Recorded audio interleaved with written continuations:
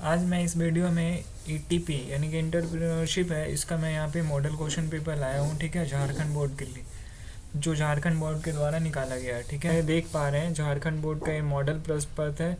ठीक है, 2020 थर्ड के लिए है और क्लास 12th के लिए है। ठीक है, सब्जेक्ट ईटीपी हो गया। ठीक है, यहाँ पे टोटल प्रश्न की संख्या यहाँ पे 35 है। बाकी सारा सेट में यहाँ पे 40 क्वेश्चन आता था, बट यहाँ पे 35 है। ठीक है, फर्स्ट क्वेश्चन यहाँ पे दिया हुआ है, which of the following is an element of sensing the opportunity. ठीक है, यानी कि निम्न में से कौन सा अक्षर बोध का तत्व है। ठीक है, ability to perceive insight into the change या इनोवेटिव क्वालिटी या फिर ऑल ऑफ दिस। ठीक है, तो इसका जो आंसर होगा ऑल ऑफ दिस होगा। ठीक है, इसके बाद सेकंड नंबर देखेंगे तो सेकंड नंबर में दिया हुआ है NP method relates with. NPV का मतलब होता है नेट प्रेजेंट वैल्यू। ठीक है, एनपीवी का मतलब होता है नेट प्रेजेंट वैल्यू। ठीक है, और इसका जो राइट आंसर होगा the time value of money होगा। ठीक है, मुद्रा का समय मूल्य से। एक किससे रिलेट करता है एनपीवी, तो मुद्रा का समय वैल्यू यानी कि टाइम वैल्यू ऑफ मनी से रिलेट करता है, यानी कि इसका ऑप्शन होगा ए। ठीक है, ऑप्शन नंबर ए सही होगा इसका। ठीक है, इसके बाद क्वेश्चन नंबर थर्ड को देखेंगे तो यहाँ पे दीर्घकालीन ऋण पे होता है, यानी कि लॉन्ग टर्म लोन बियर्स। ठीक है, यानी कि जो लॉन्ग टर्म लोन होते हैं, लॉन्ग टर्म यानी कि जो 1 साल से ज़्यादा के होते हैं। ठीक है, 1 साल से ज़्यादा समय के लिए जो लोन होता है ना, उसी को बोलते हैं लॉन्ग टर्म लोन्स। और वो फिक्स रेट ऑफ इंटरेस्ट उसका होता है। ठीक है, यानी कि इसका आंसर होगा ए, ऑप्शन नंबर ए इसका सही होगा। ठीक है, इसके बाद देखेंगे क्वेश्चन नंबर 4, तो यहाँ पे दिया हुआ the terms fund as used in fund flow analysis means. ठीक है, यानी कि जब आप फंड फ्लो एनालिसिस करते हैं तो वहाँ पे एक टर्म आता है। ठीक है, फंड, इसका यूज कहाँ पे होता है। ठीक है, तो इसका यूज कहाँ पे होता है, कैश में ओनली, या फिर करंट एसेट्स या करंट लाइबिलिटी, या फिर excess of current assets over current liability. ठीक है, तो इसका आंसर होगा ए वाला, excess of current assets over current liability, यानी कि चालू संपत्तियों का चालू दायित्व पे अधिक। इसके बाद आगे देखेंगे क्वेश्चन नंबर 5 को। ठीक है, तो यहाँ पे क्वेश्चन नंबर 5 दिया हुआ है पे बैक पीरियड डील्स विथ, यानी कि पुनर्भुगतान अवधि संबंधित है। तो किससे संबंधित है, तो ए यहाँ पे देखिए ऑप्शन दिया हुआ है period required for cost of investment recovery. ठीक है, यानी कि ऑप्शन नंबर बी इसका सही होगा। इसके बाद क्वेश्चन नंबर 6 को देखेंगे, अंशदान यानी कि कंट्रीब्यूशन क्या है। ठीक है, तो कंट्रीब्यूशन का मतलब क्या होता है, तो सेल्स लेस वेरिएबल कॉस्ट। ठीक है, यानी कि ऑप्शन नंबर इसका बी सही होगा। इसके बाद यहाँ पे 7 नंबर क्वेश्चन देखेंगे, बोला गया है बाजार की मांग को निम्न में से क्या कहते हैं, यानी कि market demand is also known as. ठीक है, यानी कि मार्केट डिमांड को और किस नाम से हम जानते हैं। ठीक है, तो डिमांड फोरकास्टिंग के नाम से जानते हैं, यानी कि मांग की भविष्यवाणी, यानी कि ऑप्शन नंबर ए इसका सही होगा। ठीक है, इसके बाद आगे देखते हैं क्वेश्चन नंबर 8 को। तो क्वेश्चन नंबर 8 में बोला है वेंचर कैपिटल व्यू बाज ऑरिजिनेटेड इन, यानी कि उद्यमी पूंजी विचार उत्पन्न हुआ है। ठीक है, तो कहाँ हुआ है, इंडिया, इंग्लैंड, अमेरिका या फिर जापान। ठीक है, तो ये अमेरिका में होगा, इसका जो सही आंसर होगा सी होगा। ठीक है, यानी कि उद्यमी पूंजी विचार उत्पन्न कहाँ हुआ है, तो अमेरिका में हुआ है। ठीक है, इसके बाद आगे देखेंगे क्वेश्चन नंबर 9 को। तो यहाँ पे दिया हुआ है dash is defined as discovery of business opportunity, यानी कि डैश व्यावसायिक अवसरों की खोज के रूप में परिभाषित की जाती है। तो किसको परिभाषित की जाती है, तो इसका जो आंसर होगा इनोवेशन, यानी कि आविष्कार है जो व्यावसायिक अवसरों के खोज के रूप में क्या की जाती है, परिभाषित की जाती है। ठीक है, अब इसके बाद आगे देखेंगे क्वेश्चन नंबर 10, तो यहाँ पे बोला है प्लानिंग इज, यानी कि नियोजन होता है।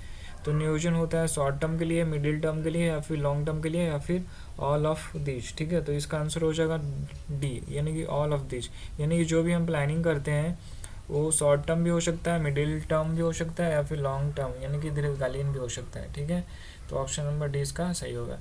इसके बाद आगे देखेंगे क्वेश्चन नंबर 11, तो यहाँ पे बोला गया प्रोजेक्ट इज प्रिपेयर्ड, यानी कि परियोजना तैयार की जाती है। ठीक है, तो इसका जो आंसर होगा, देखिए यहाँ पे प्रमोटर्स, मैनेजर और इंटरप्रेन्योर्स। ठीक है, तो इन सभी के द्वारा होता है परियोजना तैयार। ठीक है, ये सभी लोग परियोजना को तैयार कर सकते हैं। ठीक है, तो इसका आंसर होगा डी। इसके बाद आगे देखेंगे क्वेश्चन नंबर 12। यहाँ पे बोले हैं ideal current ratio is. Ideal current ratio क्या होगा, तो ये तो 2:1 होगा। अकाउंट्स का क्वेश्चन यहाँ पे एटीपी में पूछा है, ठीक है। तो आपको बहुत सारा ऐसा क्वेश्चन देखने को मिलेगा ईटीपी में, जो बिजनेस स्टडी और अकाउंट्स का भी इसमें बहुत सारा क्वेश्चन पूछा जाता है। इस वजह से ईटीपी में काफ़ी ज़्यादा मार्क्स आप ला सकते हैं अगर अच्छे से पढ़ेंगे तो, ठीक है। इसके बाद क्वेश्चन नंबर 13 को देखेंगे। तो क्वेश्चन नंबर 13 दिया हुआ है लर्निंग प्रोसेस इन्वॉल्व्स, यानी कि ज्ञान अर्जन प्रक्रिया में शामिल है। तो क्या शामिल है, तो ये इसका आंसर होगा, देखिए क्या होगा, cube drive response all of this. तो इसका आंसर होगा ऑल ऑफ दिस, यानी कि ऑप्शन नंबर डी सही होगा। इसके बाद यहाँ पे दिया हुआ है 14th नंबर मैनेजमेंट इज, यानी कि प्रबंध क्या है, कला विज्ञान या फिर कला और विज्ञान दोनों, ठीक है। तो इसका आंसर होगा सी, यानी कि कला और विज्ञान दोनों है, ठीक है। Management is an art and science both, ठीक है। इसके बाद देखेंगे क्वेश्चन नंबर 15 को। तो यहाँ पे बोला है नियोजन मवेशी को पकड़ने के लिए बनाया गया पिंजरा है, यह कथन किसका है, यानी कि a plan is trap to capture the future this statement of, यानी कि ये स्टेटमेंट जो है ए वाले, ये स्टेटमेंट किन्होंने दिया था, न्यूमैन ने, एलन ने, हर्ली ने या फिर टैरी ने, ठीक है। तो ए जो दिया था एलन ने दिया था, ठीक है, यानी कि ऑप्शन नंबर बी सही होगा। इसके बाद देखेंगे क्वेश्चन नंबर 16 को। तो यहाँ पे दिया हुआ एक परियोजना है, यानी कि ए प्रोजेक्ट इज, ठीक है। तो एक परियोजना क्या है, तो गतिविधियों का एक क्या है, समूह होता है, यानी कि क्लस्टर ऑफ एक्टिविटीज़, ठीक है। यानी कि ये project is cluster of activities, यानी कि ऑप्शन नंबर ए सही होगा। इसके बाद देखेंगे, यानी कि यहाँ पे दिया हुआ है प्रारंभिक रहतिया है, यानी कि ओपनिंग स्टॉक इज। तो ओपनिंग स्टॉक क्या होता है, ठीक है, source of fund, application of fund, या नो फ्लो ऑफ फंड, या फिर नन ऑफ दिस। तो इसका आंसर होना चाहिए एप्लीकेशन ऑफ फंड, ठीक है। बट ये आंसर में थोड़ा सा कन्फ्यूजन है हमें, ठीक है। तो आप लोग चेक करके कमेंट कर दीजिएगा सही है या फिर गलत है, ठीक है। इसमें मुझे कुछ डाउट हो रहा है, ठीक है, इस क्वेश्चन के अंदर, ठीक है। चलिए तब आगे देखते हैं क्वेश्चन नंबर 18 को देखते हैं। तो यहाँ पे क्वेश्चन नंबर 18 दिया हुआ है which of the following factor is to considered while selecting a product of service, ठीक है। यानी कि निम्न में से किसका उत्पाद या सेवा का चुनाव करते समय ध्यान रखना चाहिए, ठीक है। तो किसका ध्यान रखना चाहिए, कंपटीशन का या फिर ऑल ऑफ दिस यहाँ पे गलती से दिया होगा, यहाँ पे उत्पादन लागत हिंदी में दिया हुआ है, ठीक है, ठीक है। इसके बाद सी नंबर में दिया हुआ है लाभ की संभावना, यानी कि प्रॉफिट पॉसिबिलिटी, या फिर डी इनमें से सभी, ऑल ऑफ दिस, ठीक है।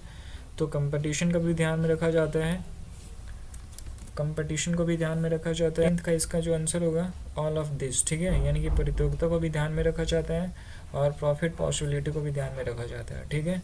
अब इसके बाद क्वेश्चन नंबर 19 को देखेंगे। तो यहाँ पे दिया हुआ है श्रम गहन प्रौद्योगिकी उपयोगी है, यानी कि labour intensive technique is useful, ठीक है। तो इसका आंसर होगा फॉर डेवलपिंग कंट्री, यानी कि विकासशील देशों हेतु क्या है, उपयोगी है, ठीक है। यानी कि ऑप्शन नंबर ए सही होगा। इसके बाद क्वेश्चन नंबर 20 को देखेंगे। तो यहाँ पे दिया हुआ है एक्सपैंडिंग, यानी कि एक विस्तारीकरण परियोजना है जो मदद करती है, किसी मदद करती है, ठीक है। तो इसका जो आंसर होगा इन कैशिंग एडिशनल अपॉर्चुनिटी, यानी कि अतिरिक्त अवसरों का लाभ उठाना, ठीक है। यानी कि ऑप्शन नंबर सी सही होगा। इसके बाद क्वेश्चन नंबर 21 देखेंगे। तो यहाँ पे दिया हुआ प्रबंध एक पेशा है, या कथन किसका है, यानी कि मैनेजमेंट इज ए प्रोफेशन, ठीक है। दिस स्टेटमेंट इज एक किसका है, तो अमेरिकन मैनेजमेंट एसोसिएशन का है, ठीक है। अमेरिकन मैनेजमेंट एसोसिएशन वो बोला था कि जो मैनेजमेंट है क्या है, तो एक प्रोफेशन है, यानी कि एक पेशा है, प्रबंध एक पेशा है, ठीक है। तो ऑप्शन नंबर बी सही होगा। इसके बाद क्वेश्चन नंबर 22 देखेंगे। तो यहाँ पे दिया हुआ आर्थिक सहायता है, ठीक है। यानी कि सब्सिडी इज, सब्सिडी मतलब क्या होता है, ठीक है।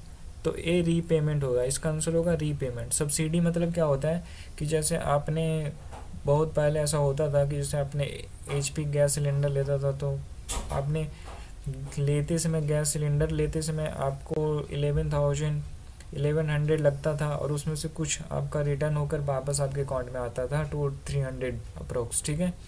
तो उसी को बोलते हैं सब्सिडी, यानी कि आपने जितने पैसे पे करके आपने परचेज किया और बाद में आपको उसमें से थोड़ा बहुत पैसा आपको क्या होता था, रिफंड हो जाता है सब्सिडी के तौर पे, ठीक है, यानी कि उसको बोलते हैं रिपेमेंट, ठीक है, पुनः भुगतान होता है, ठीक है।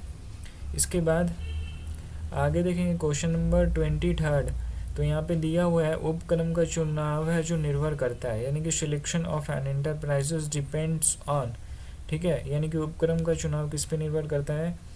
तो इसका क्या आंसर होगा, sole trading, right of entrepreneur या फिर सेल्फ एबिलिटी ऑफ एंटरप्रेन्योरशिप, ठीक है, यानी कि इसका जो आंसर सही आंसर होगा ये होगा साहसी की स्वयं की योग्यता, ठीक है, यानी कि ऑप्शन नंबर सी सही होगा। इसके बाद क्वेश्चन नंबर 24 देखेंगे। तो यहाँ पे दिया हुआ है according to guidelines issue by government डेब्ट equity ratio for venture capital fund is, ठीक है, तो इसका जो सही आंसर होगा 1.5, ठीक है। इसके बाद आगे देखेंगे क्वेश्चन नंबर 25 को। तो यहाँ पे दिया हुआ है which of the following factor affect market assessment, तो इसका जो आंसर होगा माइक्रो इन्वायरमेंट, ठीक है, यानी कि सूक्ष्म वातावरण है, जो सूक्ष्म वातावरण होगा, ठीक है। इसके बाद क्वेश्चन नंबर 26 देखेंगे। तो यहाँ पे दिया हुआ present production system in fact is, ठीक है, यानी कि वर्तमान उत्पादन व्यवस्था वास्तव में क्या है, ठीक है, तो ए है इनडायरेक्ट प्रोडक्शन, यानी कि अप्रत्यक्ष उत्पादन है, ठीक है। इसके बाद आगे देखेंगे क्वेश्चन नंबर, यहाँ पे 27 दिया हुआ विपणन व्यय भार है, यानी कि मार्केटिंग एक्सपेंडिचर इज बर्डन, ठीक है, तो इसका आंसर क्या होगा, तो ऑन इंडस्ट्री, ऑन बिजनेसमैन या ऑन कंज्यूमर या फिर ऑल ऑफ दिस, ठीक है। तो इस विपणन व्यय है जो किस पे भार है, तो कंज्यूमर पे, यानी कि जो भी मार्केटिंग एक्सपेंडिचर होगा वो कंज्यूमर पे एक तरह से भार होगा, ठीक है, क्योंकि देखिए कोई भी प्रोडक्ट मैन्युफैक्चर होता है तो उस पर एडवर्टीजमेंट करने में जो भी एक्सपेंसेस होता है तो किससे वसूला जाता है, तो कस्टमर से ही तो वसूला जाता है, क्योंकि वो प्रोडक्ट का जो एक्सपेंस होता है ना वो प्रोडक्ट का प्राइस में क्या होता है, उस कॉस्ट में ऐड कर दिया जाता है, ठीक है, जिससे कॉस्ट ज़्यादा होता है, ठीक है, तो प्राइस बढ़ जाता है प्रोडक्ट का और अल्टीमेटली एक किस पे बर्डन हो जाता है, तो उपभोक्ता पे ही होता है, यानी कि कंज्यूमर पे ही होता है, ठीक है, यानी कि 20 का जो सही ऑप्शन होगा वो सी होगा, ठीक है। अब इसके बाद क्वेश्चन नंबर 28 को देखेंगे। तो यहाँ पे दिया हुआ ईजी इन्फॉर्मेशन इज, यानी कि स्थापना में आसान है, ठीक है, तो स्थापना में क्या आसान है, ठीक है, तो इसका जो राइट आंसर होगा, ठीक है, सोल ट्रेडिंग, यानी कि एकाकी व्यापार। अगर कोई सिंगल व्यक्ति अगर कोई बिजनेस करना चाहता है तो उसका स्थापना करना बिल्कुल आसान है, लेकिन पार्टनरशिप आसान नहीं है, उससे थोड़ा सा हार्ड है। पार्टनरशिप मतलब 2-4 लोग कम से कम रहेंगे तभी तो एक पार्टनरशिप फॉर्म स्टार्ट होगा, ठीक है। ज्वाइंट स्टॉक कंपनी बनाने में भी और ज़्यादा टफ है, यानी कि इसमें ये सभी में सबसे आसान क्या है, तो सोल ट्रेडिंग है, ठीक है। उसके बाद क्वेश्चन नंबर 29 देखेंगे। तो यहाँ पे दिया हुआ है नग्न ऋण पत्र होते हैं, यानी कि नेक्ड डिवेंचर्स आर क्या होता है, तो होता है अनसिक्योर्ड, ठीक है, ऑप्शन नंबर सी सही होगा। इसके बाद क्वेश्चन नंबर 30 देखेंगे। तो यहाँ पे दिया हुआ है the dash of a business also determine the form of organisation, यानी कि व्यवसाय का डैश भी व्यवसाय के प्रारूप को निर्धारित करता है, तो इसका आंसर होगा साइज, ठीक है, यानी कि जो व्यापार का साइज होता है वो व्यवसाय के प्रारूप को क्या करता है, निर्धारित करता है, ठीक है। इसके बाद 31 को देखेंगे। तो 31 में दिया हुआ है नेट वर्किंग कैपिटल मीन्स, यानी कि नेट वर्किंग कैपिटल का मतलब क्या होता है, तो ये होता है आपका current assets minus current liability, ठीक है, ए वाला, यानी कि चालू संपत्ति माइनस चालू दायित्व, ऑप्शन नंबर ए इसका सही होगा। इसके बाद यहाँ पे दिया हुआ है IDBI किस वर्ष स्थापित की गई है, यानी कि IDBI जो बैंक है वो कब इस्टेब्लिश हुआ था, ठीक है, तो कब इस्टेब्लिश हुआ था, तो ये 1964 में इस्टेब्लिश हुआ था, ठीक है। इसके बाद क्वेश्चन नंबर 33 को देखेंगे, ठीक है। तो यहाँ पे दिया fix cost per unit increases when, यानी कि फिक्स कॉस्ट इंक्रीज कब करता है, ठीक है, तो जब प्रोडक्शन डिक्रीज होता है, यानी कि उत्पादन कम होता है, ठीक है, यानी कि जब उत्पादन कम होता है तो फिक्स कॉस्ट है वो क्या होता है, इंक्रीज हो जाता है, ज़्यादा हो जाता है, ठीक है। इसके बाद 34 देखेंगे। तो इंटीग्रेशन मीन्स, यानी कि एकीकरण से अभिप्राय है, एकीकरण मतलब मर्ज हो जाना, ठीक है, तो यहाँ पे क्या होगा इसका आंसर होगा एक्सपैंडिंग इंटरनली एंड एक्सटर्नली, ठीक है, एक्सपैंडिंग इंटरनली एंड एक्सटर्नली होगा इसका आंसर, ठीक है, इंटीग्रेशन का मतलब, ठीक है। इसके बाद 35 नंबर में क्या होगा, 35 नंबर में दिया हुआ है एक अच्छे ब्रांड की विशेषता क्या है ना, the characteristics of a good brand is, ठीक है। तो उसका क्या विशेषता है, तो शॉर्ट नेम भी होना चाहिए और मेमोरेबल यानी कि स्मरणीय भी होना चाहिए और अट्रैक्टिव मतलब आकर्षक भी होना चाहिए, यानी कि जो इसका जो सही आंसर होगा डी होगा, ठीक है, यानी कि ये सभी होगा।